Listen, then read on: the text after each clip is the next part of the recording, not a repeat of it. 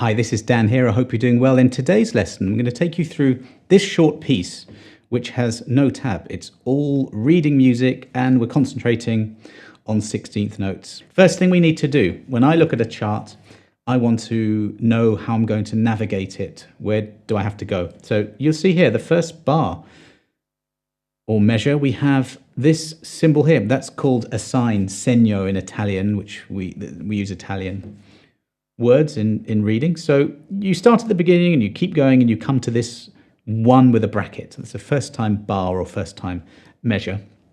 And this is a repeat marking. So when you get to that, it tells you to repeat back to where you see normally this symbol, but if there isn't that symbol, you repeat back to the beginning. Okay, so that's the first thing. When you get here, go back to the beginning. And then when you're playing it the second time, you jump to what this second time bar, okay? That's important to know that you need to do that. Then you carry on. There's a B here. Sometimes you'll see rehearsal markings like that. That's the B section. And then you go on to the end, and here it says dies al fine. That's the Italian part of it. That means dal segno al fine. So it means go to the sign, which is that symbol there. So you go all the way back to there, to the end. So where you see fine, that's going to be the end. So you do take the repeat. That's the first thing I'll look at in a chart is how I'm supposed to navigate it. Then I'm looking at the time signature, 4/4. No changes in time signature. That's easy enough. And key signature, no sharps or flats. So that's, unless you're told to play it, that means C major. There's a little key change here. When you're talking about 16th notes, they look quite crazy on the paper. They look quite overwhelming. Any rhythm that you read can be internalized, and there aren't that many. There's a lesson right here on all the 16th note permutations. You can watch that after this one. But I'm going to just take you through this, and I'm going to show you a few tips on identifying the notes, where they are, etc. So D. We have two Ds. A blob with a line coming down is a quarter note. And there are a couple of mnemonics you can use for notes that are on the line. I did good boys deserve football always. We can do good bassists deserve funk always. So that's GBD. You have a D right in the middle. Really easy one to memorize, and you need to learn a few points. That's D, it's the open string. Although I'm playing it 5th fret A string. Now you need to know the name of the note there, and you need to know where it is here. You have options where you play it. That's sort of down to what's going on around you. So we've got 3 Ds actually, beginning. This is about the speed of the piece. Sometimes you've got BPM markings. Here I didn't put one, but about this fast. So two Ds. And then we have this great big blob here of notes, but it's not as difficult as it seems. Every beat can be subdivided into eighths. These are 8th notes, or 16ths. There are 4 in every beat. You can see there, 4 attached. If it's got 2 lines, it's 16ths. For the spaces, you can do all cows eat grass. So that's an all, that's A, that's the open string, or 5th fret E string. So D, A, all cows, it's a C. So you need to know what the note is on the paper and where it is on the bass. D, A, C, D. With that rhythm. Music is grouped for you so that you should very easily be able to see where the beats lie. Here is beat 1, here's beat 2, all of that is beat 3, and all of this is beat 4, which is 4/16ths again, except that first one is a rest. So 1, 2, 3, 4. That lands, that rest there lands on beat 4, and you don't play it because it's a rest. Some people count like this, 4 E and A. So it would be 4 is the rest, and you would play E and A, 4 E and A. 1, 2, 3, 4. Or you could just count 1, 2, 3, 4. Every beat is that, and it's any way you want. I'm always tapping my foot, nodding my head with this. And you align your timing up with the page. A very visual thing, this. The second bar, you can see, hopefully, is the same as the first bar. So once you've cracked the code of the first bar, it's just the same again. Second line, we have a few different rhythms, a few different notes. Remember, good, that's the bottom line. There's only one place on a 4-string bass you can find that particular G, and it's the 3rd fret of the E string. That's a quarter note again, very easy to see, very easy to play. Then we have a tricky rhythm, I suppose.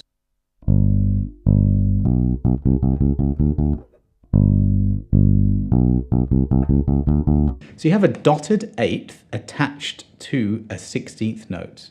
And that's what I was saying before. That all comprises beat 2. Then you actually have something fairly easy. You've got 4 16th notes and 4 16th notes. Again, that would be this. Just 8 of those. 1, 2, 3, 4, 1, 2, 3, 7, 8. Or 3E and a, 4E and a. Except it's not quite that simple because you've got this symbol here, which is a tie. The first note is played and it ties into the second note.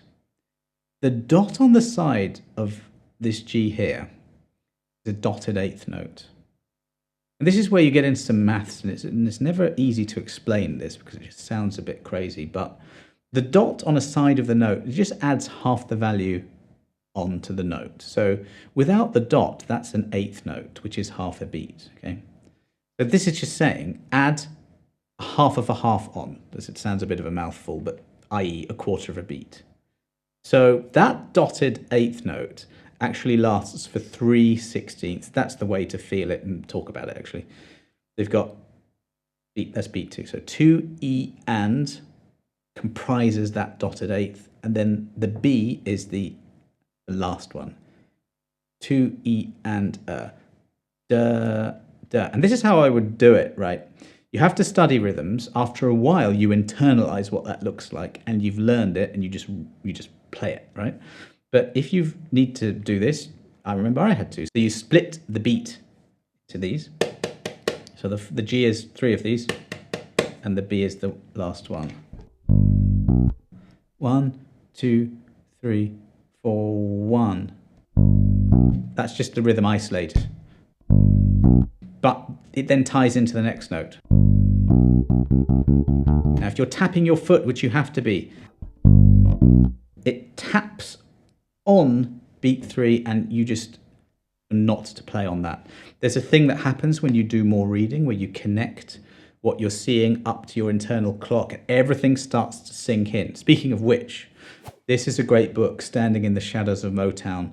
Loads of bass players went through this book growing up. I certainly did. It's brilliant, and it teaches you the history of James Jamerson and the Funk Brothers as well. It's got loads of 16th notes in it, and it's got loads of reading practice. That's a good one. As are trombone books, cello books, anything with a bass clef you can read. So we've got G's, then we've got B's, and the way music works, you've got the line, space, line, space. You just go up the alphabet. So good boys, remember that? Or good bassists, that's a B. And then the next one is a C. That symbol is a sharp. You get the C, go up a fret, that's what a sharp is. Then it's a D, 5th fret A string, open string D. I have a completely free reading music course that gets you through the basics. I'll put a link below. After this, go and check that out and take it. That will show you in your own time where all these notes are. So you can look at that and go, that's a D, easy. Got good boys deserve football always, spaces, all cows eat grass. And you just learn the notes. And you, after a while, you see them. Very quickly you get them, and then you know where it is on the bass. Quite a lot of things, because then you've got the rhythms, right? But once you study this, it doesn't take long. Bit of work, but doesn't, you can do this in a few weeks. You'll get it. So the first time bar is this. So quarter note G, there's that same rhythm again. 2E and a. That's an octave, it's a G. It is the open string, but I'm playing it 5th fret D string. We're going down now, G, F, E, D, but it's D sharp because that hashtag sign is a sharp. So G, F is 3rd fret, E is 2nd fret, D sharp is 1st fret or 6th fret A string. Wherever you play it is up to you. You go back to the beginning because there's a repeat there. And then you jump to the second time bar. You don't play the first time bar, you play second time bar. which is this. Now that's a nice rhythm. Eighth notes attached to 2/16. That's that. You'll internalize that after a while. Da, da, da. You know, that's splitting up into 4 again. 1 E and F, F, C. There's another rest. Da, da, da, to E and C, E, F. Can't emphasize how important tapping your foot is and feeling the subdivisions. It's so important. And this is brilliant for your counting. It's brilliant for your rhythmic development. It's great for learning the notes. You know, reading, you don't have to read music. Pino Palladino is one of my favorite bass players of all time, probably the most successful session bass player of all time. He doesn't read music. He's just brilliant, doesn't need to. Most of us don't need to. I learned from day one at age 11, and I've used it loads in shows, in sessions, in professional outings. But if you just want to learn for fun, it's still useful for all those things I just mentioned. Beat 3, we have a 16th note bang on the beat and then a 16th attached to an 8th. You need to be aware of where the beats are. All of that is beat 3. So it's 3 E and 3. And then you've got just 3 8th notes at the end. Pay attention to how things are beamed. Eighths is one line, and that's beat 4. And 16ths is 2 lines, so that's a 16th attached to an 8th. You need to know the differences between these things. But look how the last 3 notes are just 3 8ths. So at this speed, it's 85 beats per minute, by the way. At this speed, 8ths are this, and it's 3 of those. E, A, E, D, C. There's that counting thing. Dun, dun, dun. Then we've got section B. The key signature changes here to B flat. That tells us we're in the key of F major. Now this is a bit of an advanced tip, but I think that's important. A bit of theory here, warning. F major, you've got a G minor 7 chord. That's telling me Dorian.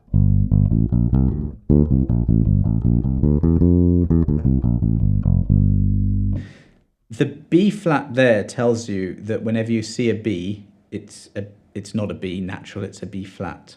So whenever you see that note on the second line, it's a B flat. And that is outlining these notes. F major. And if you know that probably most of the notes in what you're about to read is here. So bass lines are made of scales, and if you can see the key signature, you can figure out where the notes are. And sure enough, here, if I just play this, it is. It's all those notes of F major. Rhythm-wise, we've got the same rhythm that we saw in the previous bar. An 8th with 2 16ths. It's that thing of doing this enough times. There's that 16th note permutation lesson. I can't remember if I mentioned it. It'll be down below. Once you can visualize this, you'll just know it's that. You know, once you study this. And 4 16ths is, that together is,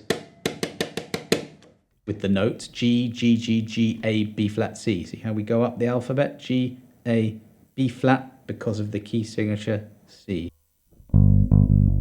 Just going up the notes of the scale. That's the second half of the bar there. C, B flat, A, B flat. If you're new to this, I'm more or less speaking a different language. It may as well be. And looking at this, it looks crazy, but it doesn't take long to understand all these symbols. After a while, you'll recognize, that's the C. There it is. It's the B flat. You just figure it out that way. The beginning of the next bar is the same as the beginning of the previous bar. That's a 2 beats rest. That rhythm there on the F major 7 bars, the last bar is very, very simple. It's the same as before, all on Fs. The bottom line, remember good, G, that's that one, 3rd fret E string. This note is the one lower than that. It's just all alphabet. When you go line, space, line, space, line, space, you're going up or down the musical alphabet. The one below G is F. Only one place you can get that, on a 4-string bass.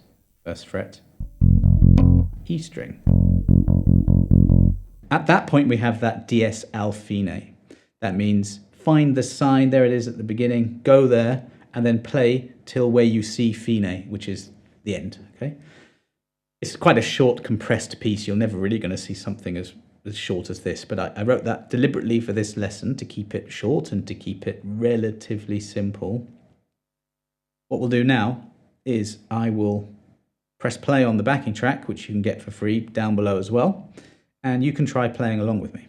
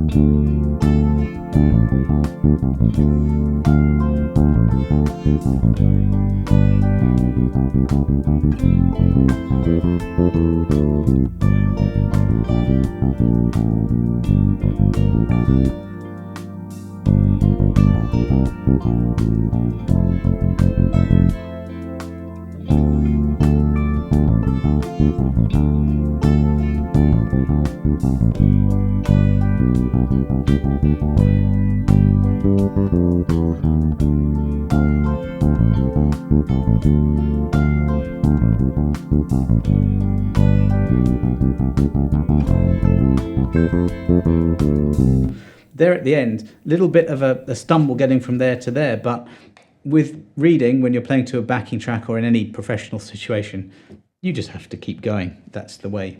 And a little bit like when you're driving, you do see these drivers who just look out at the front of their bonnet, just there, and they can't see anything in front. Reading is the same as driving well. You need to be aware of your surroundings, what's way in front of you.